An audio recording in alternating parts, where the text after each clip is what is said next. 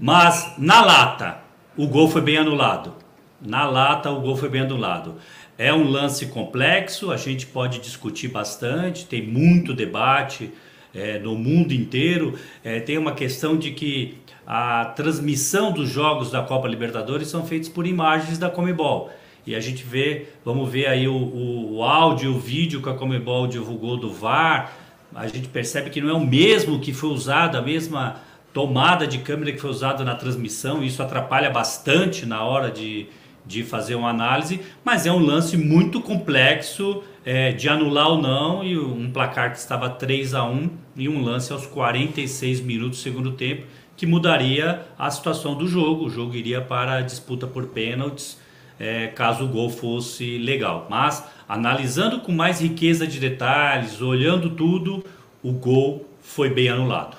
Ô Salve, você tem essa conclusão, porque também, assim como o áudio do VAR que a gente vai mostrar na sequência, chega à conclusão de que o toque foi do Ayrton Lucas, ou essa decisão independe do toque ter sido ou não do Ayrton Lucas? Porque eu queria te consultar a respeito da regra exatamente. O jornal O Globo traz uma reportagem citando a International Board, lembrando que se a bola estiver em disputa quando vem de um adversário, também pode configurar impedimento. É por aí ou não? Ou você tem a conclusão de que foi bem anulado porque o toque foi do Ayrton Lucas na sua visão?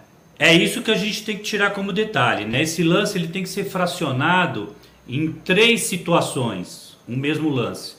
Primeiro, quando a bola sai do lado direito, né? Essa seria a primeira fração. A bola sai do lado direito, acho que é o Luiz Araújo que lança a bola na área.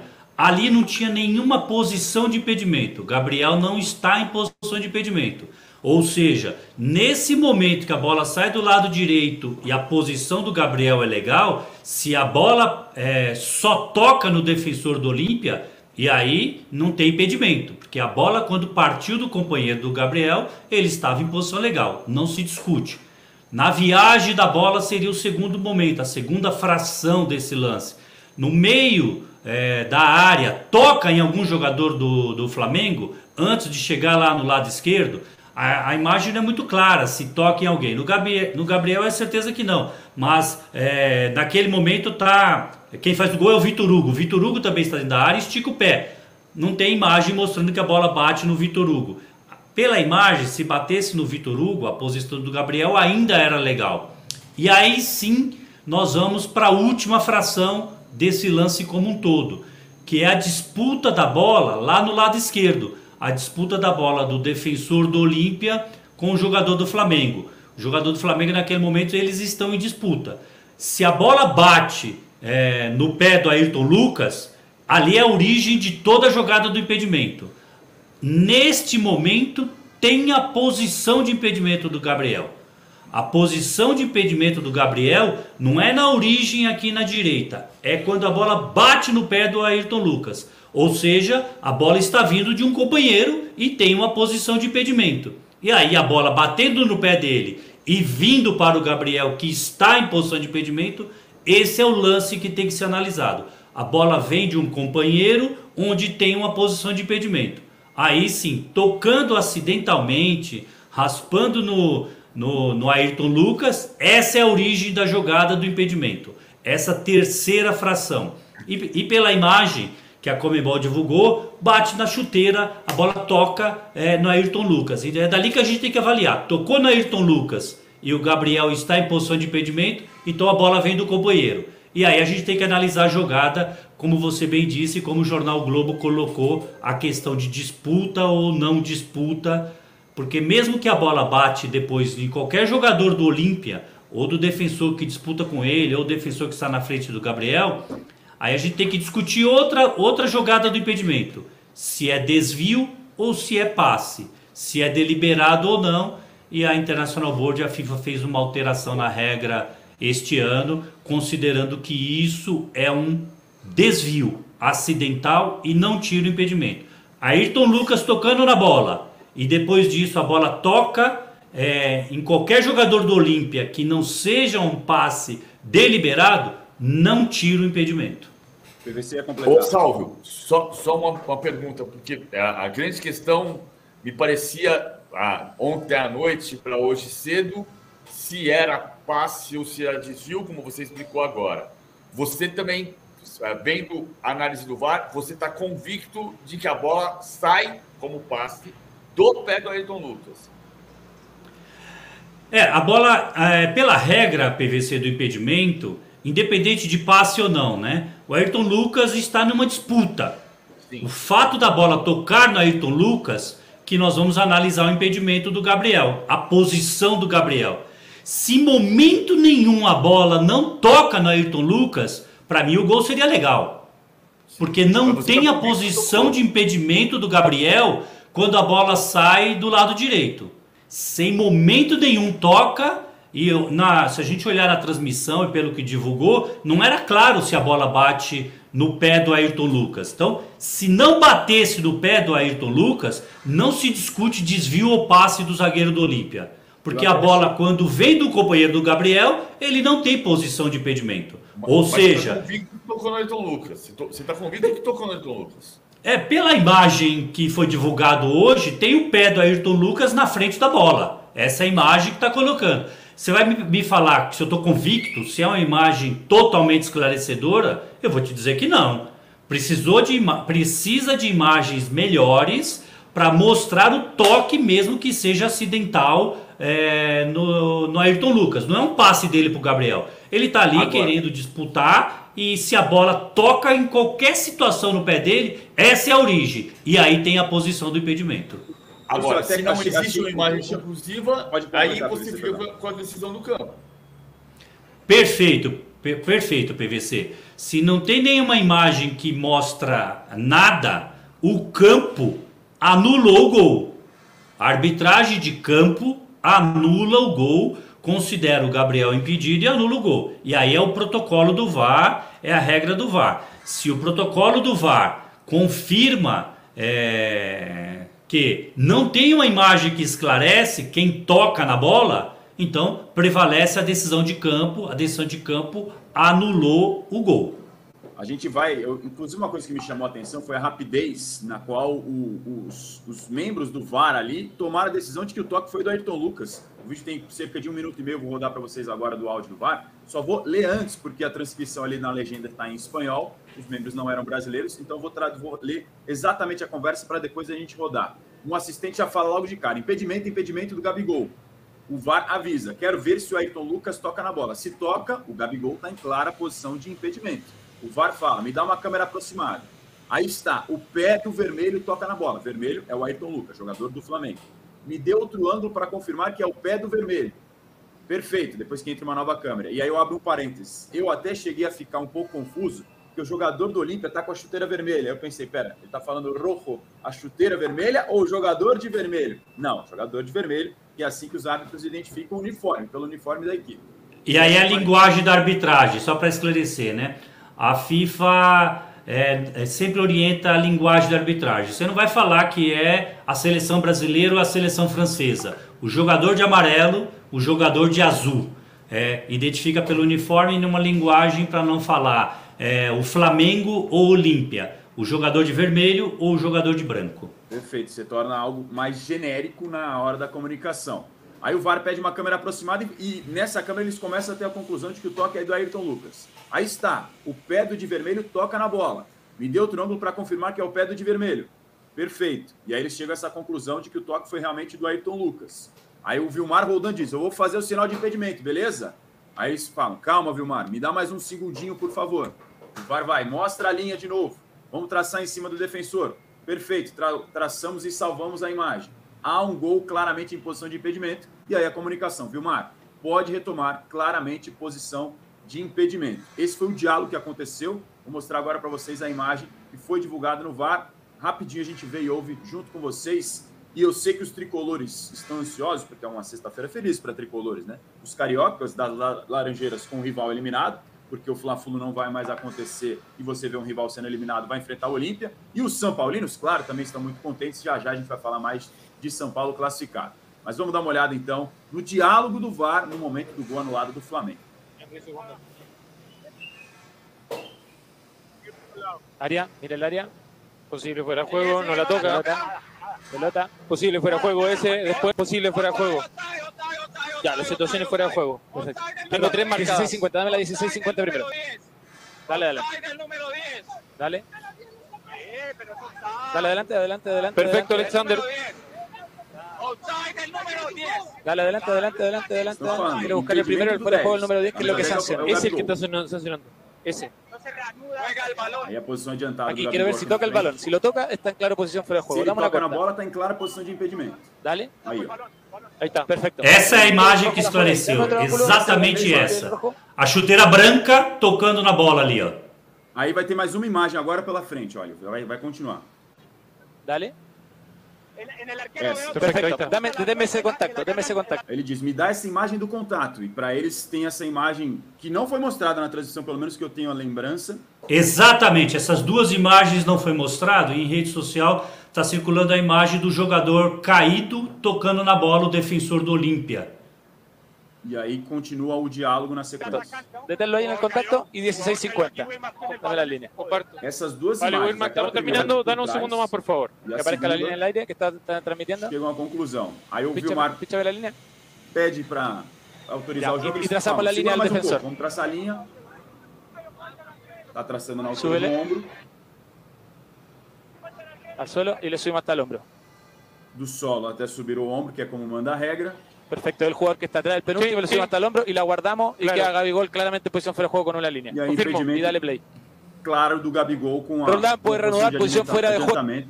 E aí a comunicação com o Vilmar Roldan. Aquelas duas imagens, então, né, Salvo, que não foram mostradas na transmissão, que o VAR mostra hoje no diálogo do VAR, são elas que dão a conclusão do toque do Ayrton Lucas. Então esse é claro o que aconteceu ontem, né? Para a gente falar, Marcelo e PVC. Exatamente, muita gente falando o seguinte: o zagueiro do Olímpia que toca na bola. Se é ele que toca na bola, o gol seria legal. Aí não se discute desvio ou passe, PVC. Se é ele que toca na bola. Se não tem nenhum contato da bola com Ayrton Lucas, gol legal. Por isso que o VAR fez esse trabalho de identificar o toque. Porque aí a regra 11 é a regra do impedimento, a bola tem que vir do companheiro. Então, para todo efeito, o último contato para o VAR é do Ayrton Lucas, do companheiro. E aí tem a posição de impedimento do Gabriel. O defensor tira o impedimento se ele recua, se ele toca para o Gabriel que está em posição de impedimento. Então esse contato da chuteira na bola inicia uma nova jogada para a regra do impedimento e não quando a bola partiu e a posição do Gabriel era legal. Então essa imagem mostrando é dali que parte. E aí, na minha opinião, tocando, raspando no defensor do Olímpia, tanto que dá o carrinho quanto que está em pé, não é uma situação de tirar o impedimento por passe deliberado, onde a FIFA esse ano, a International Board esse ano, deixou muito claro que tem que ser condições de jogar a bola. Não pode ser em situação de desequilíbrio, em situação de falta de posição correta para jogar a bola. Essa é uma situação que é tratada como desvio, mesmo que toca no Ayrton Lucas e algum jogador do Olímpia. Acho que agora a questão está mais esclarecida para todo mundo. Se você ainda está com dúvida, mande sua opinião aqui no chat, deixe seu like, se inscreva no canal do All Sport. O Salvo, queria abordar com você a entrevista do Gabigol pós-jogo. Ele fala em roubo muito grande. Como é que você viu isso e, de alguma forma, isso pode causar uma punição para ele na Conmebol? Olha, isso é um ponto muito importante, Marcelo. Eu vou me alongar aqui um pouco. Muita gente pega e fala assim, cadê o relatório do árbitro? Se tem alguma coisa no relatório do árbitro, por que não acha no site da Conmebol?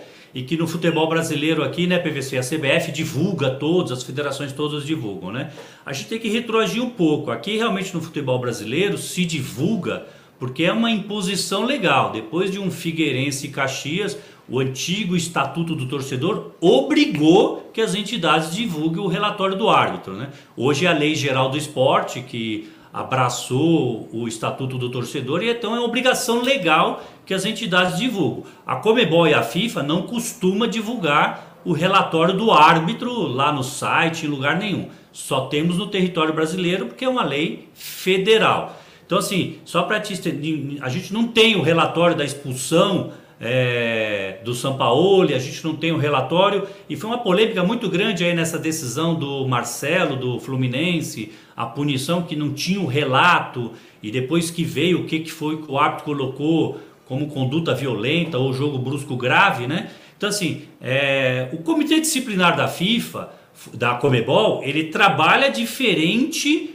de como é no futebol brasileiro. Aqui nós temos Justiça Desportiva, é o STJD, que está previsto na Constituição de ter a Justiça Desportiva, com processo legal, com denúncia, com defesa. Na Conmebol é Comitê Disciplinar. Até vou usar um termo um pouco forte aqui, é muito mais na canetada, tem direito à defesa, lógico que tem, criou isso, do que um devido processo legal como nós temos aqui no futebol brasileiro pela Justiça Desportiva. Então, assim, é difícil te responder isso, Marcelo, mas do que a Conmebol vai tomar. Agora, nós já vimos tantas coisas piores do que essa e sem punição. Nós podemos falar de racismo, nós poderíamos falar de outras situações onde a Conmebol praticamente fechou os olhos. É tratar com desigualdade se vir alguma punição, na minha opinião. O Salvio, que lembrando foi da comissão de arbitragem da Conmebol, instrutor da FIFA, fala com a autoridade sobre o assunto. A gente teve o André Campos aqui recentemente, Salvio, ele explicou exatamente isso que você acabou de pontuar. Que aqui a gente tem justiça desportiva, com voto, com julgamento, com argumentos de lado a lado, e lá um tribunal que, às vezes, a responsabilidade fica reunida talvez na cabeça de uma pessoa, dependendo do humor que ela tiver e como analisou uma certa imagem, vai dar um peso X para um caso e um peso Y para outro. Então é muito subjetivo. Eu ia te perguntar na sequência também sobre o Marcelo, aproveitando a tua presença aqui, porque essa punição de 3 jogos foi pesada. Mas ainda em cima do Flamengo, a gente aborda já na sequência do Marcelo, como que você viu a arbitragem do Vilmar Roldan? Porque é um árbitro muito experiente, muito escalado em jogos grandes da Libertadores e competições da Conmebol, e ele ficou muito em foco nesse jogo de ontem. Terrível, arbitragem terrível. Árbitro que está gerando muita polêmica, árbitro de fim de carreira.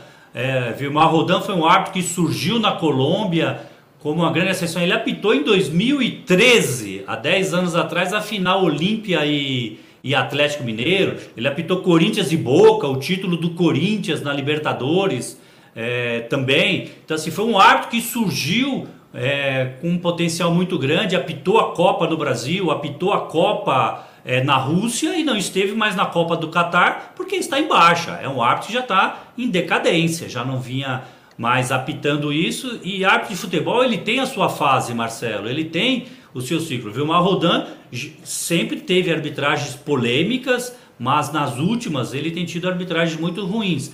É um árbitro que estava muito confuso no campo. Eu vi o jogo inteiro ontem, assisti pela ESPN, vi até o Simon comentando e concordo com o que o Simon comentou ontem. O árbitro que não era claro nas suas decisões, que não estava preparado para um jogo classificatório eliminatório. É diferente apitar um jogo desse. Você tem que ter uma postura diferente, entender o psicológico daquele ambiente, o que está acontecendo.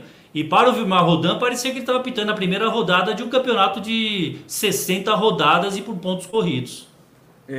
Você acha que a arbitragem na Libertadores é um ponto de atenção, Salvo, nesse sentido? Porque, claro, os clubes brasileiros veem esse jogo de ontem, muita polêmica, já começa a ficar com aquele olhar meio desconfiado. É um ponto para ficar de olho? Acho que sim. Essa semana foi uma semana que mostrou a arbitragem da Copa Libertadores. Eu até gostei bastante do árbitro argentino, o Rafalini, que apitou Palmeiras e Flamengo. Mas se nós vemos o árbitro uruguaio ontem, que apitou o São Paulo e São Lourenço, um árbitro que sempre foi punido, que apita, não apita, que é VAR, que não é VAR, que não tem uma sequência em escalas, apitou um jogo decisivo ontem, perdidíssimo em campo. O jogo do Bragantino e América, um lance de pênalti que foi marcado, a gente pode discutir mão na bola, bola na mão. O jogo do Internacional, a arbitragem de Inter e River foi uma arbitragem terrível. Essa semana a Conmebol tem que fechar para balanço e analisar como que vai ser a sequência. Usou os árbitros do primeiro nível e ela não termina com resultado favorável de arbitragem, não. Com VAR, em competição como essa, o resultado tem que ser melhor, Marcelo. E não foi. Foi uma rodada de volta terrível para a arbitragem sul-americana. E a gente lembrava, PVC, ontem aqui no de primeira e durante a semana, que nunca 5 times do mesmo país foram campeões da Libertadores, né? O máximo foram 4 times do mesmo país. O Brasil pode conseguir isso agora. Tem 3 representantes apenas, o Inter, o Fluminense, nesse momento, junto com a equipe... até me fugiu quem é o terceiro classificado do Brasil? Palmeiras. Internacional, Fluminense e Palmeiras. O que me preocupa mais, a arbitragem tem erro, vai ter erro, vai ter acerto, me preocupa mais a questão do sistema das suspensões. O caso da suspensão do Marcelo é um escândalo. É um escândalo. E é o que aconteceu no ano passado. No ano passado, o Palmeiras era bicampeão. Não vou dizer aqui, não houve nenhuma coisa de prejuízo absoluto. Mas eu tinha a impressão antes, ali quando chegaram a oitava de final, que numa bola dividida, a decisão podia pender para um lado ou para o outro. É o caso agora. No tribunal, como não tem julgamento claro, como não tem relatório da arbitragem, a decisão do tribunal pode pender para um lado ou para o outro, de modo o interesse de A ou B, porque não fica claro. Não estou dizendo que tem interesse de A ou de B, mas se a Conmebol não tiver interesse que o Brasil ganhe pela 5ª vez, suspendeu o Marcelo, você vai dizer o quê? Mas não tem argumento. O Fluminense vai pedir a anulação do julgamento. Não vai conseguir. Como não conseguiu a anulação do cartão vermelho. Então, não é claro. O problema é que o critério não é claro. Também não é claro o critério da arbitragem. Se você falar com o Tite vai reclamar do Amarillo em 2013 em Corinthians e Boca Juniors, que teve uma arbitragem trágica. Foi roubado. Não vou dizer que foi roubado. Não tenho como dizer que foi roubado. Não tem prova disso. Não vou dizer nunca uma coisa de maneira leviana. Agora, se você tem um tribunal que não tem a regra clara, que não tem o caráter claro, que não tem um julgamento aberto, por que eu preciso confiar cegamente que a decisão do tribunal vai ser sempre pela justiça e não por alguém ter mais vontade de um clube brasileiro vencer ou de não vencer? Isso tem que mudar. Sávio, como é que você viu essa suspensão do Marcelo? Porque chamou muita atenção aqui, né? Desde o cartão vermelho já teve uma discussão grande. O Diniz, por exemplo, foi a público para contestar, o técnico do Fluminense e da seleção brasileira, que o argumento assim, a suspensão foi mais pela consequência do que pela causa, pelo que causou a lesão no jogador do Argentino Júnior. Mas aí vinha o Comitê Disciplinar da Conmebol, dessa forma pouquíssimo transparente, como você já falou, e o Andrei Campos também já disse aqui pra gente, o PVC acabou de completar, e dá 3 jogos de suspensão. Inclusive, tinha expectativa, se o Flamengo passasse, dele ficar fora do Fla-Flu. Não vai ser mais Fla-Flu, vai ser Fluminense e Olímpia. Mas você tira o Marcelo de mais 2 jogos. O que você achou dessa suspensão, Salvo? Exagerada. Eu vou um pouco na linha do Diniz, né? E vou usar aqui um termo da regra. A regra de futebol, ela não pune pelo resultado, né? Cuspir é cartão vermelho. Se eu cuspir e atingir o pé, a chuteira do adversário, é cartão vermelho. Se eu cuspir e atingir o rosto do adversário, é o mesmo cartão vermelho. O cartão é pela ação. E aí tem uma discussão do lance do Marcelo, que para mim foi muito mais pelo resultado, a expulsão, do que pela ação. E aí o tribunal também, muito mais pelo resultado. Eu considerei exagerada, conversei com alguns juristas, advogados que militam na justiça esportiva, todos também consideraram exagerada e criou uma jurisprudência.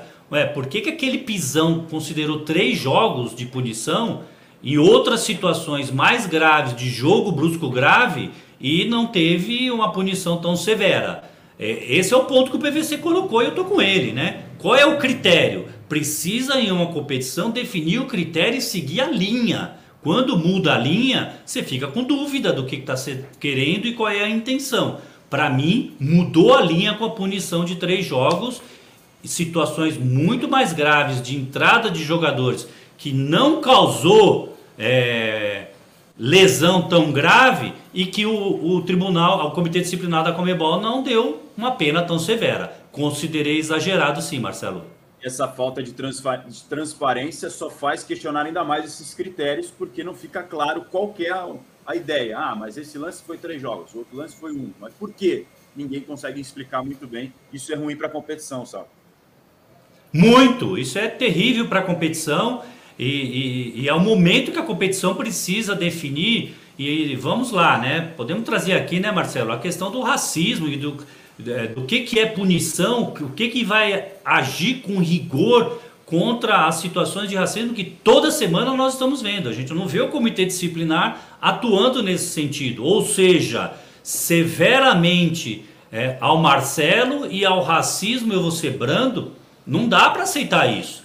Não dá para considerar que um comitê disciplinar atua dessa forma.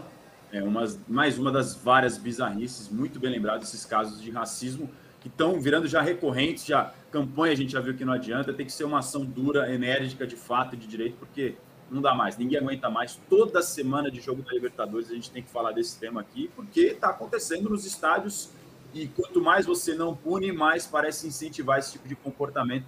Em quase todos os duelos, competição sul-americana, não só Libertadores, na Sul-Americana, na Libertadores, sempre tem esses tipos de encontros. Está sendo rotina, infelizmente, e é lamentável a passividade como as coisas continuam acontecendo e nenhuma punição parece rolar. A gente vai virando algo banal, é impressionante como isso não choca mais. As pessoas aqui da sociedade, a gente ainda se choca, a opinião pública, mas não parece comover, porque dá uma punição de 3 jogos para esse caso do Marcelo e as coisas do racismo realmente não terem pelo menos um peso, no mínimo, de atenção como deveria ter, é o que realmente chama muita atenção, bem lembrado pelo Salvo. Salvo, quero te agradecer demais a tua presença com a gente aqui no De Primeira. Foi muito esclarecedor para a gente entender as regras e tentar entender como funciona o Comitê Disciplinar da Conmebol, que é difícil, né? Mas muito obrigado e sempre um prazer falar contigo. Prazer é meu. Obrigado pelo convite, a você, ao PVC. E, PVC, me fala onde é que você vai pendurar hoje no restaurante, que eu vou lá também, a gente deixa pendurado. Um abraço a todos. Feliz Dia dos Advogados aí para os advogados. Um bom término de programa aí para vocês. Eu não sou advogado, só pendurar, hein, gente? Não vai dar calote, o que o Salvo lembrou muito bem. Depois eu vou contar para o Salvo a história do advogado e do arquiteto. Deixa essa resenha para o off, então. Grande abraço, bom dia ao Salvo Espíndola. Excelente participação com a gente aqui no De Primeira, nos explicando e deixando mais claras os critérios e a regra, principalmente do jogo, naquele lance tão polêmico da anulação do gol do Flamengo no finalzinho da eliminação contra o Olímpia.